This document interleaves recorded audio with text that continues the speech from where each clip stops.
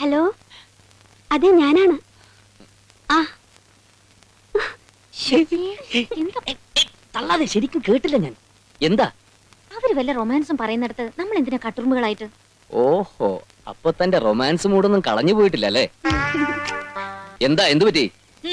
എന്നോട് മിണ്ടാതെ തുള്ളിച്ചാടി ഇവിടെ വന്നൂന്ന്. ഫോൺ വന്നതുകൊണ്ടാ. അത് എന്നോട് പറയണ്ടേ? അമ്മ ടി വി കണ്ടുകൊണ്ടിരിക്കുകയായിരുന്നു. ഞാൻ ടി വി കണ്ട് ചത്തിരിക്കുക? അല്ലെങ്കിൽ എനിക്കറിയാടി, ഞാൻ എന്റെ മോനോട് സംസാരിക്കുന്നത് നിനക്ക് തീരെ അവർക്ക് ഭാര്യയ്ക്കും ഭർത്താവിന് എന്തെങ്കിലുമൊക്കെ സ്വകാര്യം പറയാൻ കാണില്ലേ? അതിൽ എന്തുട്ട് കോപ്പിന് സ്വകാര്യം? ഞാനൊരു ആമൃതന്റെ കൂടെ പുറത്തോളാം.